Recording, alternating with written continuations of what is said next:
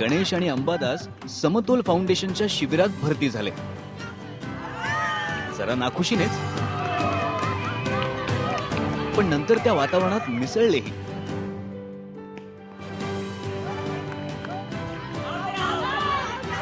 अंबादास आणि हे जो मुलगा माझ्या संपर्कात होता त्यांनाही वाटलं का मी किडनी विकणारी तर नाही आणि ते कलेजा काढतात, म्हणजे अशा काही गोष्टी त्यांच्या मनात भीती असते. पण त्याच्यासाठी आम्ही त्यांची काउन्सिलिंग याच्यासाठी करतो का बाळा आम्ही संस्थेवाले आहो, तुझ्यासारखी कितीतरी मुलं रस्त्यावर येतात, नशा करतात, लाईफ बर्बाद होते, ते व्हावं नाही म्हणून आम्ही तुमची माहिती काढून तुम्हाला परत तुमच्या घरी पाठवणार, यासाठी हे समतोल फाउंडेशन संस्था काम करते. पण अजूनपर्यंत त्यांच्या पालकांना कळवण्यात आलं नव्हतं. शिबिरातल्या प्रत्येकाला एक गाव होतं आणि घरही. कोरेगाव, साया, कर्नाटक, गोवा, हावडा, वाशी, यवतमाळ, बेंगलोर, रतलाम, बारामती. मैं झांसी से आया हूँ. बनारस, पटना, हावड़ा, पटना, पीलीभीत, औरंगाबाद, मुंबई, अमरावती, गुवाहाटी, चालीसगाव, रांची. माझ्या एवढे होते, पुन्हा बघा मुलं होते माझ्या लहान मोठे. पुन्हा मॅडम लता मॅडमला आमची तिथे कटिंग केली त्यानं. तिथे आम्हाला पुन्हा जेवण केल्यानंतर 2 टाइम 3 टाइम खेळायला सुटतो, ते व्हॉलीबॉल, कॅरम, क्रिकेट. पण आम्ही एक टाइमच खेळायचं आणि पिक्चर आम्हाला करमत नव्हतं म्हणून आम्ही उभं बसायचं तिथं. दीपक नावाचा छोटा मुलगा तर पत्ताही नीट सांगू शकत नव्हता. तो होता मुंबईचाच. भीक मागताना संस्थेच्या कार्यकर्त्यांना तो सापडला होता. संख्या जास्त तशीच पळून येणारी आहे. समजा परीक्षा असल्याने जास्त केसेस पळून येतात किंवा गणपतीच्या टायमाला पावसाळ्यात पण जास्त पळून येतात मुलं. रांचीचे प्रिन्स आणि विक्रम त्यांनाही CST स्टेशनवरच ताब्यात घेण्यात आलं होतं.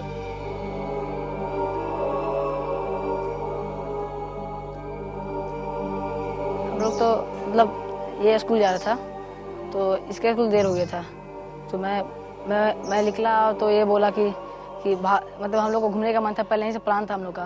तो हम लोग, मेरे पास पैसा भी था, उस टाइम मोबाइल बेचा था मैं. एक तो मोबाइल हम लोग पाए थे, गैलेक्सी मोबाइल 16,000 रुपये का. तो मैंने घर में रख दिया, घर का मोबाइल बेच दिया. उससे जो पैसा है उसको लेकर हम लोग घूमने चला है. हिरो व्हायचं स्वप्न बघणारे प्रिन्स आणि विक्रम हे जिवलग मित्र. हीरो बनना है.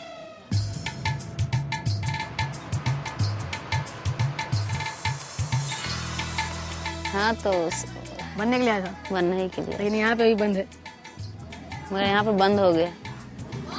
हीरो बनना है. लेकिन कौन सा हीरो अच्छा लगता है? अक्षय कुमार, अजय देवगन. नहीं मतलब हम लोग आ रहे थे उधर सीधा, तो ये हम लोग रोड पे खड़ा होकर देख रहे थे कार को, मतलब तो उसमें कार में हम लोग को हीरो दिखा, शाहरुख खान. तो हम लोग उसको देखे, फिर हम लोग आगे देखे तो हम लोग बैठ के कुछ खा रहे थे, शरबत पी रहे थे. तो आगे देखे समुद्र है, तो वहाँ पे हम लोग गए, तो फिर वहाँ घुसे एक बार, तो अच्छा लगा. तो वहाँ फोटो खींचने वाला भी जा रहा था, उनसे फोटो खिंचवा लिया.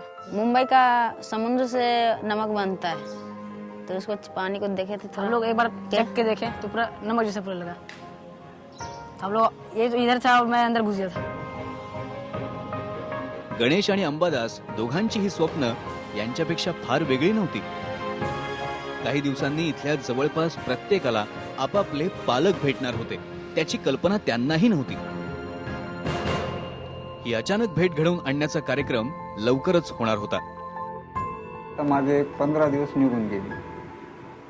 बीड, जालना, औरंगाबाद हे बरेच शहर मी खूप म्हणजे चौकशी केली. तर हे काळ मला हे करण्याकरता 15 दिवसाचा टाईम गेला. 15 दिवसाच्या टायमिंगमध्ये माझी शेती जी होती थोडी 2-4 एकर ती अगदी पडक पडली. त्याच्यामध्ये म्हणजे उत्पन्न 0 व्हायचा अंदाजा दिसला.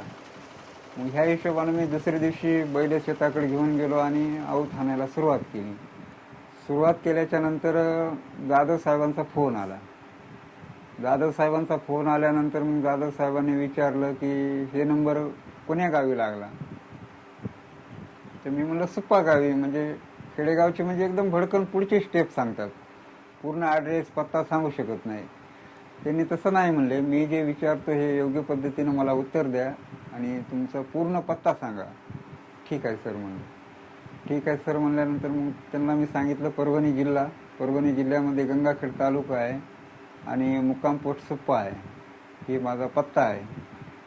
ठीक आहे म्हणले. मग मुलं किती आहेत म्हणले तुम्हाला? मी म्हणलं एक मुलगा आहे. मुली? एकच मुलगी आहे म्हणले. मुलीचं शिक्षण? मी म्हणलं 12वी पास आहे.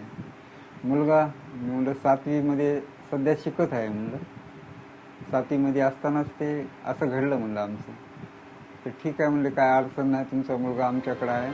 असं वाटलं की मुलगा आम्हाला सापडला आणि आमच्या जवळ कुठेतरी येऊन बसला. एवढा आम्हाला आनंद झाला. पळून गेलेल्या मुलांना घरी पाठवण्याचा कार्यक्रम समतोल फाउंडेशन वर्षातनं एकदा करतं. कित्येक दिवसांनी, कित्येक महिन्यांनी, कित्येक वर्षांनी आई वडील आपल्या मुलांना बघतात. स्वतः मुलगा हा काही घर सोडत नाही, तर तो वेगवेगळ्या विषय किंवा वेगवेगळी जी कारणं आपण म्हणतोय की मग ते शहराचं आकर्षण असेल किंवा शैक्षणिक किंवा घरातील अंतर्गत वाद असेल, अजून अनेक ज्या विषयांना घेऊन मुलगा बाहेर पडतो, हा एकटा न पडता त्याला कोणाची तरी साथ मिळाली तरच बाहेर पडतो. आणि मग जेव्हा बाहेर पडतो तेव्हा तो जेव्हा अडचणीत येतो हे त्याच्या जेव्हा लक्षात येतं बाहेर पडल्यानंतर, मग ती जेवणाची अडचण असेल, राहण्याची असेल, बाकी इतर कुठलीही अडचण असेल, तर ह्या अडचणीतून तो मार्ग काढत राहतो. त्याला घरी जाण्याची इच्छाही असते, परंतु मनात एक भीती असते, कारण त्यांनी घर सोडताना कोणाला सांगितलेलं नसतं आणि त्या भीतीपोटी तो जाण्यासाठी टाळाटाळ करतो. तर हा जो भीतीतला जो प्रकार आहे तो कदाचित मोठाही असू शकतो, छोटाही असू शकतो. मग जेव्हा ही मुलं ही भीती दूर करण्यासाठी कोणाचा तरी आसरा घेतात, जो त्यांना मिळत नाही, मग ते आसरा देण्याचं जे काम आहे ते समतोल करते. 1.5 महिना बेपत्ता असणाऱ्या आपल्या मुलांना धडधाकट बघणं हे आईवडिलांसाठी तर मोठं अप्रूपच होतं. ज्यावेळेस गणेशने आमची भेट करून दिली सरांनी, त्यावेळेस आम्ही त्याला विचारलं की तू असं कसं केलंस गणेश, तू आम्हाला सगळ्या गोष्टी सांगून करायला पाहिजे होत्या, तू असं न सांगता घराबाहेर पडलास, आपली गरिबी परिस्थितीनं खर्च झाला खूप आणि 15 दिवसापासून घरामध्ये असे हाल आहेत. त्याने मला पण कळलं नाही की मी कुठं जाणार आणि कसं येणार.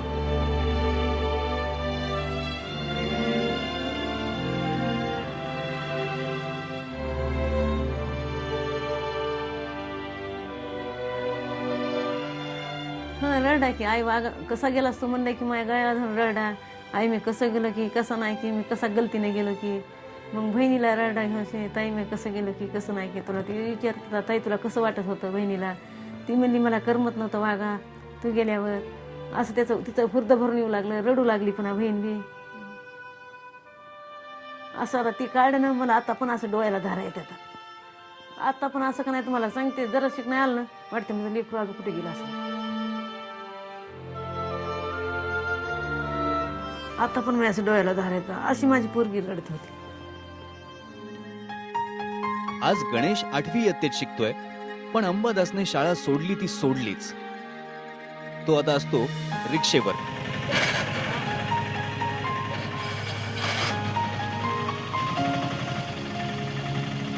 मुंबईतली स्वप्न आता त्यांच्या आठवणीत जमा झाली आहेत.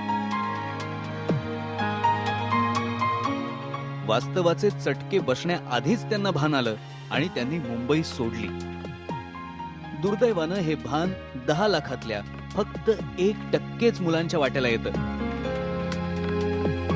आणि लाखो मुलांच्या वाट्याला येतात मुंबईचे रस्ते. क्या बनना है? पुलिस. मुझे इंस्पेक्टर राठौर बनना है.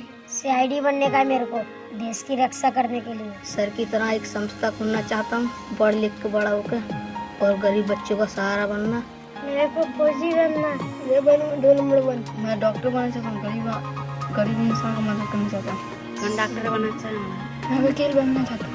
मैं फौजी बनना चाहता हूँ. मैं मिलिट्री बनना चाहता हूँ, देश का सेवा के लिए. किसी के हाथ टूटा हो, किसी के पैर टूटा हो, इसलिए उनको ठीक करने के लिए मैं डॉक्टर बनूंगा. मैं इंडियन बनूंगा, देश की रक्षा के लिए.